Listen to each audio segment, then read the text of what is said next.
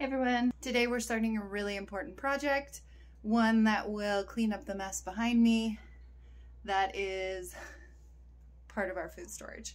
So this is our laundry, well excuse me, not laundry, our mudroom. It just comes right off the garage. When we first moved in, it had this first set of shelves behind me, and we added the second set of shelves, and it is just not nearly enough. We even have a pantry and we're using shelves outside in the garage.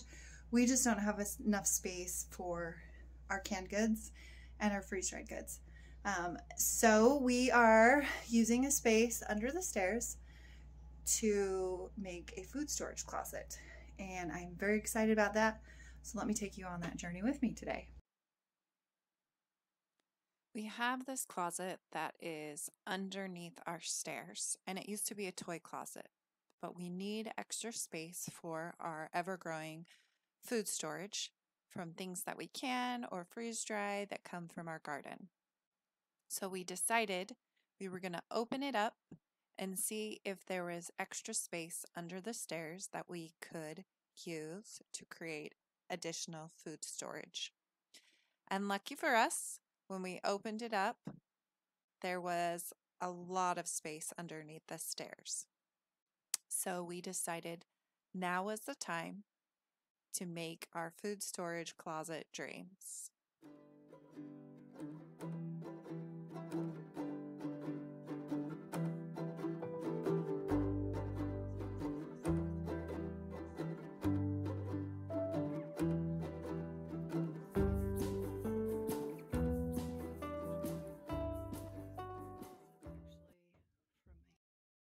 Thought I'd show you the progress that was made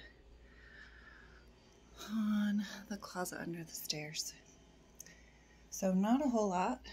We pulled out the wall, and lucky for us there were no studs behind it, so we think that they were planning at some point maybe to open it up and use it for the storage space, but that's obviously what we're doing. So you come down here, and we're actually going to put drywall down here just to keep it warmer. Not crazy warm but it's pretty cool down here. And then there's some good space under the stairs as well. So they put this light in, and that made a huge difference on down here. And you can actually hear some water. We got some water running somewhere. But I'm really excited for this space to be able to utilize it a little bit better. Our plan is on this wall to put some shelves, because there's about, not quite a foot, 8 inches, but we're going to maybe put a foot deep shelf, and we'll put them up so we can put jars here, and we'll do something similar on this side. So we'll have storage on both sides and a little walkway, and then storage underneath for cans, freeze dryer, if I want to put a crate of potatoes or something, I could down here as well. So that's kind of the progress for this closet. And the nice thing about it, it stays nice and cool, but we also already have a lock for this. So we'll be able to keep our kids out so that the jars that would be on the sides here won't fall down. After we kind of cleaned up our mess from cutting open the closet, we needed to get the drywall up so that we could get it taped and screwed in and painted. This was probably one of the faster steps just because we didn't need a lot of drywall, but we did have to stop and clean again because it's kind of messy. But once we kind of got the carpet and the concrete cleaned up, I was able to tape up the lights and tape up any edges that I didn't want to have paint fall on, and get paint on the walls so it kind of had a little bit more of a finished look. We weren't going for a complete perfect paint job because we knew we were going to put shelving up, and the shelving would hide any inconsistencies or flaws on the wall itself. So this was just a really quick, easy paint job, and we just used the same paint color that we have for all our walls in our house, which is kind of a gray color. So we already had it on hand, which was great.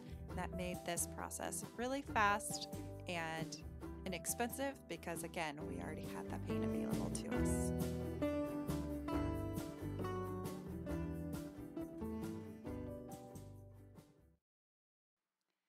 Now that the painting is all done, we're ready to put in shelving. First, we start by finding the studs.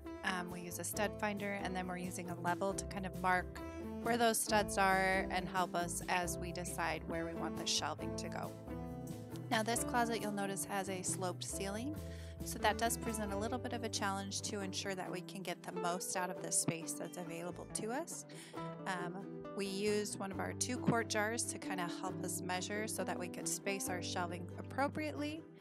And then we had to cut out edges and little notches to ensure that the shelving could go right up against the slanted wall as well as fit the door frame, because we didn't want to pull the door frame off.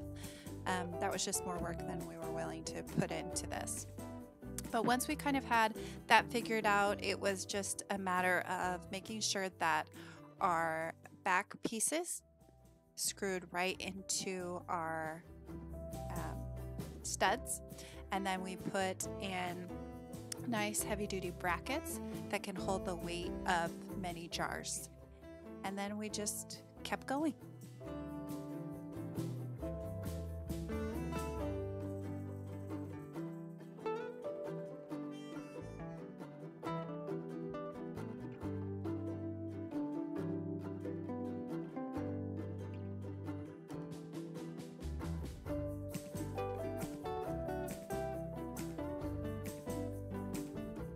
The last part of this shelving project was to add some kind of rims on the edge of each of the shelves to make sure none of the jars fell off. If a door was slammed or somebody brushed up against it, that little rim or edge would keep everything in place.